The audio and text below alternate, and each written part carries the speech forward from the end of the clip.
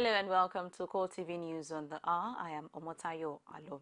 President Muhammad Buhari says that one of the key objectives of his administration's ongoing economic reforms is to restore the confidence of investors in the Nigerian economy. The president, while addressing leading French businessmen and investors at the headquarters of the Movement of the Enterprise of France, reaffirmed his government's determination to curb corruption in Nigeria. President Buhari added that his administration will do all within its powers to sustain Nigeria's position as the #1 investment destination in Africa. Perel Guards, the president of MEDEF, announced that the umbrella organization of about 800,000 French manufacturing firms and businesses will undertake a trade mission to Nigeria next month. Going further, Guards added that the MEDEF trade delegation will comprise of prospective investors in agriculture, mining, automobile, energy, skills development, light manufacturing, food processing, civilian transportation services, and many other areas. The federal government is planning to use a zero-based budgeting format for its 2016 budget planning. According to the Vice President, Yemi Osinbajo, the Vice President said the zero-based budgeting will be carefully coordinated to ensure that it is policy-driven, especially regarding the proposed social intervention policy of the Buhari administration. Zero-based budgeting is planning according to needs and costs, different from the existing envelope budgeting or traditionally incremental budgeting, whereby the planning is based on existing income and expenditure as the deciding factor in national financial planning levels, which often incurs waste and assumes previous costs as constant. Osinbajo spoke during a CoreTV visit by the National Economic Summit Group earlier today. The Vice President also met with a delegation from the Chartered Institute of Stockbrokers, CIS, and the Association of Stockbroking Houses of Nigeria. The Vice President also told the NESG that the introduction of the new TSA policy and its implementation by ministries, departments, and agencies is a creative way of blocking leakages in the system to make way for a workable budget. He said with the zero-based budgeting, the federal government will also focus on the bottom-up approach to development. The presidency has ordered ministries, departments, and agencies under the jurisdiction of the federal government to compile the names of all public service employees who are being owed arrears, salaries, and allowances within 7 days so that they can be paid without further delay. The directive was contained in a circular with reference number HCSF 428 S1128 dated September 14, 2015 from the office of the head of the Civil Service of the Federation, Danladi Kifasi, and made available to journalists on Tuesday in Abuja by the Association of Senior Civil Servants of Nigeria. In the circular, the presidency emphasized the urgent need to compile the names of those being owed so as to pay them immediately. The presidency directed the MDAs to ensure that each unpaid entitlement should be accurate, verifiable, and contain the name, designation, status, and amount due to each officer. Reacting to the directive, Secretary General of ASCSN, Alade Lawal, commended President Muhammad Buhari for bringing hope to thousands of public service employees who were being owed arrears of salaries and allowances for years. The Independent Corrupt Practice and Other Related Offence Commission has warned state government not to tamper with or divert the bailout funds released for their respective state by the Central Bank of Nigeria for the immediate payment of workers' salaries. The chairman of ICPC, while speaking on Tuesday at the Commission's headquarters, said the Commission is interested in the disbursement of the funds as it has been provided for the good of workers. The Commission said it would monitor the funds and how they are being utilized in all the states that benefit from the bailout, including Osun, Zamfara, Kwara, Adamawa, Abia, Bauchi, Ebonyi, Gombe, Ondo, Kebbi, and Niger State. NTA emphasized that the bailout funds belong to the federal government and no state government has the right to misappropriate it while not directly using it to pay the backlog of workers' salaries. And also, prominent northern leaders have rejected the implementation of the 2014 report of the National Conference organized by former President Goodluck Jonathan. This was made at the Northern leaders under the aegis of Northern Reawakening Forum during the meeting on Tuesday in Abuja, which said the conference did not address key issues affecting them. They noted that it would be wrong for President Buhari to implement the report of the conference called by the former president. The Northern leaders urged Buhari to convene a fresh conference that would take into cognizance the challenges facing them and prefer solutions to them. The People's Democratic Party has called on President Muhammad Buhari to set up a committee to investigate the recent invasion of the Akwa Ibom State Government House in Uyo. The acting national chairman of PDP, Uche Secondus, made this call on Tuesday when he led all the members of the National Working Committee of the party on a visit to Governor Udom Emmanuel. He described the incident as a total breach and an affront to humanity clause of the 1999 Constitution, while calling on the DSS to render an apology to the people of the state. It would be recalled that the Department of State Civil Service a few weeks ago raided the presidential lodge in the official residence of the Akwa Ibom State Governor Emmanuel Udom. We take a break and we'll be back with more. Stay with us.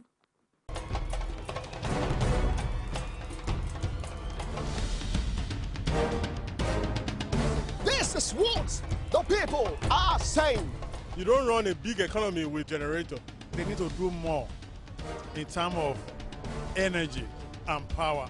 Many things to do for this Nigeria about lights, water, and new TT. For Nigerians that are not gullible, we know that good laws have done nothing good for this country. Buhari won the election convincingly. Talk to her husband that you should keep promise about what you said, and because people are watching you, you know, another election is coming. Because some people will strong for Yoruba land, will be strong man, we don't die. This nation is moving forward. The best is going to take place. The people giving voice to the voiceless. Welcome, and if you're just joining us, it's CoreTV News on the hour. For more of our news and information, visit our social media platform, facebook.com/CoreTV News, our Twitter handle,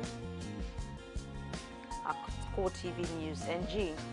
You can get more on our YouTube channel, youtube.com/CoreTV, Live a Space and News.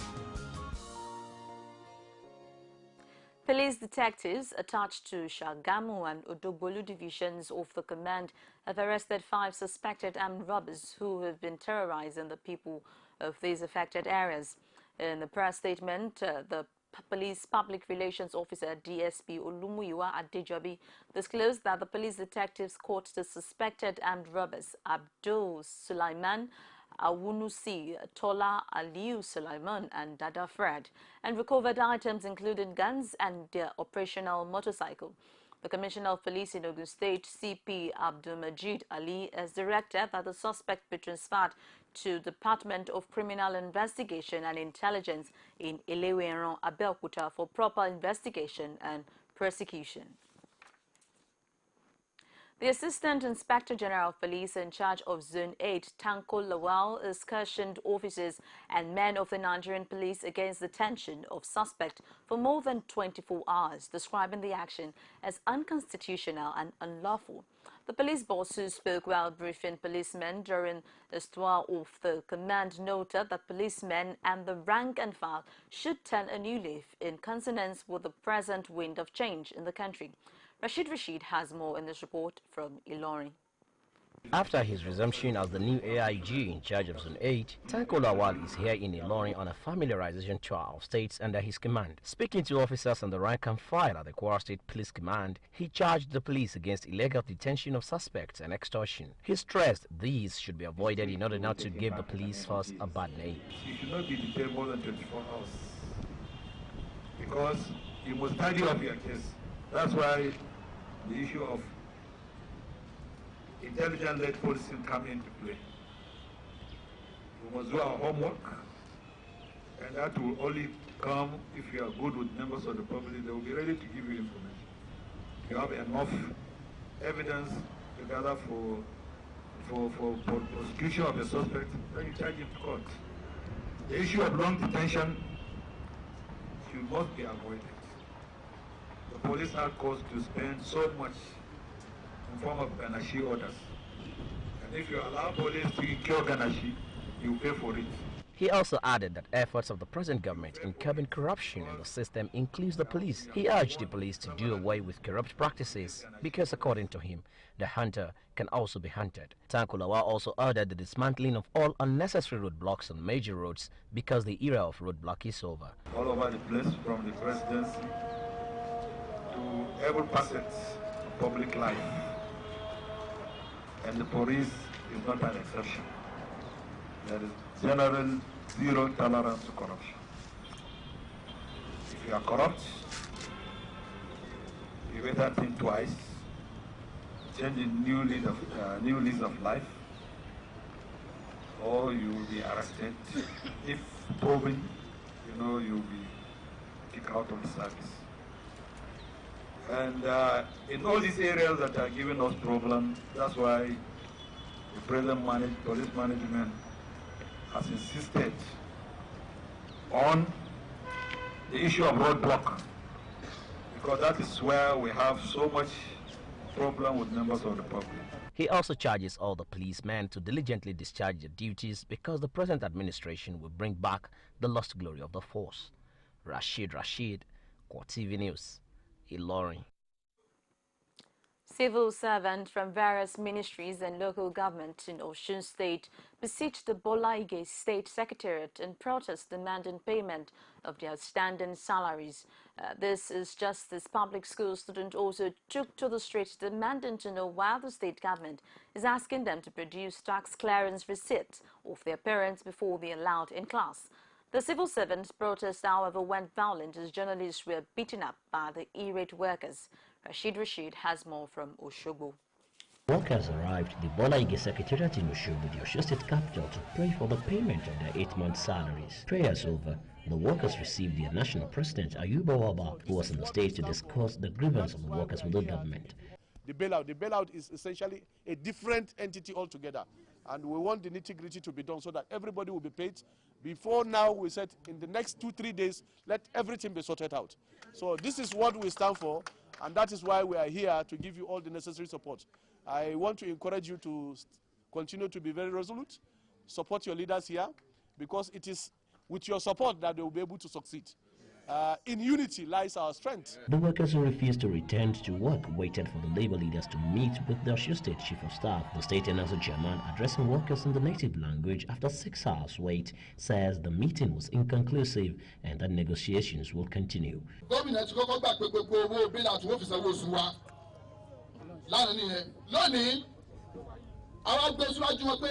want our money. November, December deduction, balance January, balance February, then minimum of 4 months. The protest, however, took a twist when journalists mistaken for those from the state-owned Osho State Broadcasting Corporation were beaten by the aggrieved workers.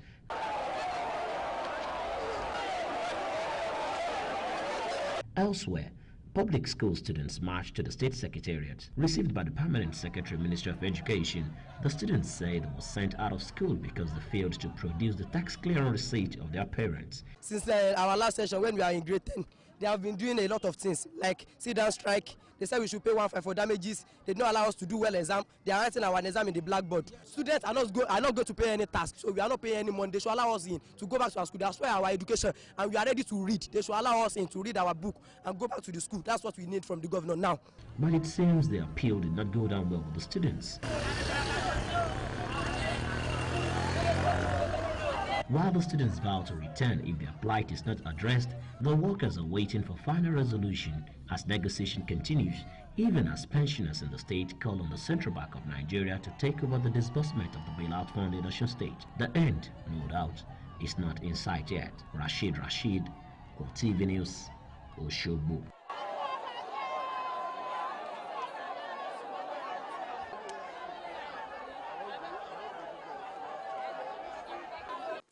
The Independent National Electoral Commission has told the Rivers State Governorship Election Petition Tribunal sitting in Abuja that 2,093 voters were accredited in the state.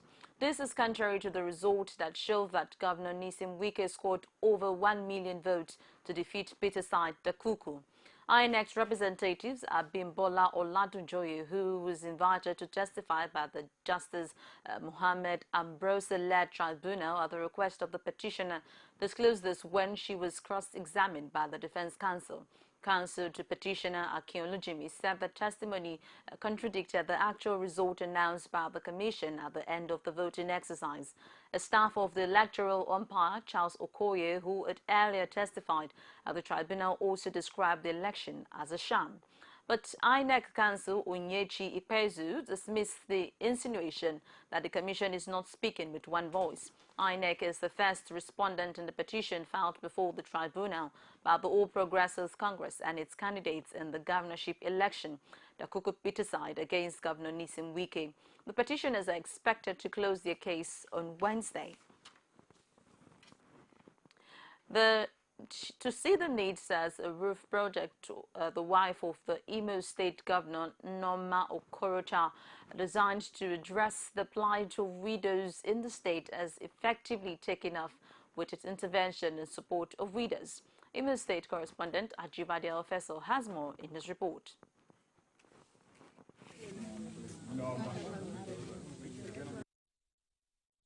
For these widows who live in shanties and manage to get by, despite the challenges life has thrown at them, hope abounds.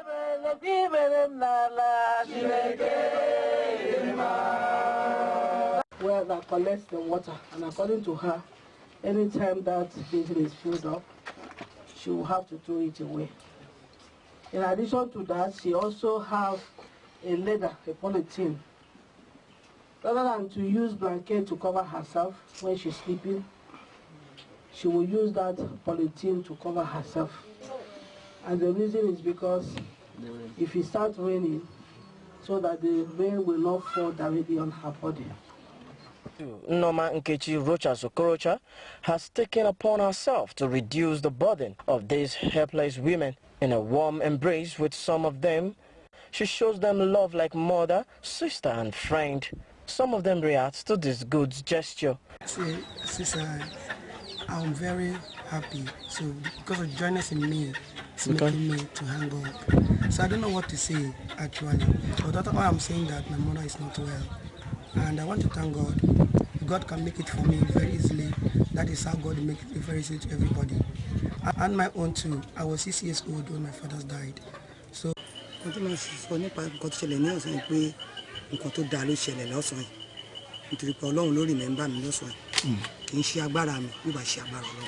the wife of the governor added that the target is to build 27 houses in all, of which will be completed within the next 2 months.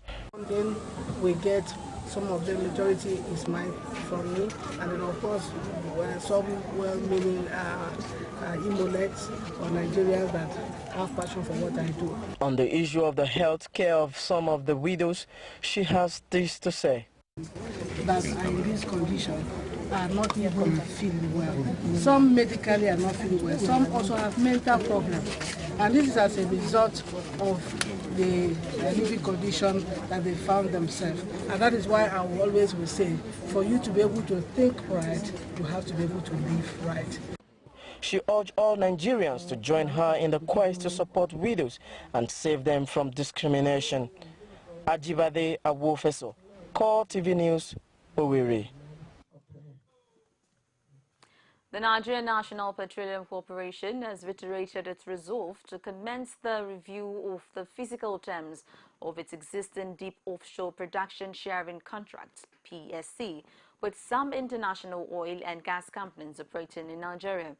In a statement by the corporation in Abuja, the group's managing director, Ibe Kachiko, disclosed this while speaking at France-Nigeria Business Forum organized to mark the state visit of President Muhammad Buhari to Paris, France.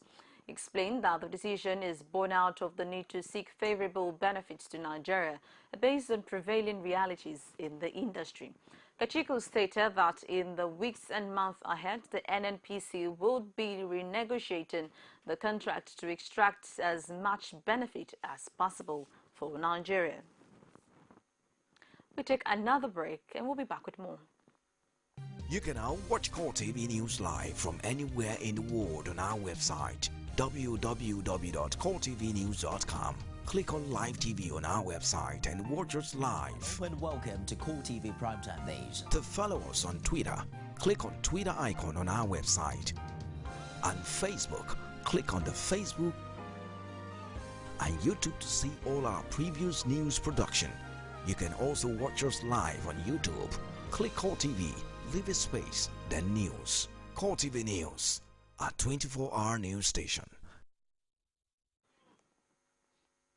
And on the foreign scene, Saudi Arabia has suspended the Saudi bin Laden Group, the company in charge of the Mecca crane, from taking on new projects. In a statement on Tuesday, the Saudi government said the company's operations have been stopped until a review of all their work has been completed. The Saudi bin Laden Group is one of the region's largest construction firms with contracts across the country. Initial investigations by Saudi authorities suggested a balance issue in the crane and bad weather, which contributed to the tragedy that left at least 107 people dead and hundreds more injured at Islam's holiest site prior to the start of the Hajj. The first refugees have crossed the Serbia-Croatian frontier, carving out a new route through Europe after Hungary sealed its borders. The new route takes the refugees to Croatia, from where they will travel through Slovenia to get to northern Europe. This development comes just a day after Germany's Chancellor Angela Merkel called for a special EU refugee summit, urging unity in the European response to the crisis. Croatian police disclosed that they were registering refugees entering from Serbia and would transport them to reception centers near the capital, Zagreb. Israeli Prime Minister Benjamin Netanyahu has announced a softening of the penalties for throwing stones after Palestinians attacked Israeli forces with stones. Israeli forces entered the Al-Aqsa Mosque compound in large numbers on Tuesday, and Palestinians responded with throwing stones and debris. The Prime Minister said the decision is made to toughen the measures in many areas, adding that a modification of the rules of engagement will be examined, as well as the establishment of a minimum penalty for those who throw stones. Netanyahu further disclosed that there would be a significant fine for minors who commit such offences, as well as for their parents. And to football, French giant Paris Saint-Germain ladies have completed the signing of Super Falcons defender Ngozi Ebere. PSG manager Farid Benziti disclosed on the team's official website on Tuesday that she was delighted to sign the 24-year-old player from Port Harcourt club Rivers Angels for the next 2 seasons. PSG added that Ebere, who was given jersey number 6, chose the team ahead of all the clubs. With this, Ebere becomes the second top Nigeria player to move to the French Women's League after Desire Opranosia joined Gundkamp from Turkish outfit Terria Bellidio last year. And also, the International Olympic Committee has announced that Los Angeles, Hamburg, Rome, Budapest and Paris will compete to host the 2024 Summer Olympic Games. The committee will elect a winner at a vote in Lima, Peru in September 2017. Toronto Mayor John Turr announced on Monday that the city had decided not to bid, citing all the priorities. The IOC changed the rules in August to ensure that every city bidding for the 2024 Olympics progressed to the final vote. The rule change came after 4 cities, Oslo, Stockholm, Schwabo and Lviv, withdrew during the bidding process. for the 2022 Winter Olympics. And it's a wrap on CoreTV News at this hour. Thank you so very much for joining us. My name is Omatayo Alo.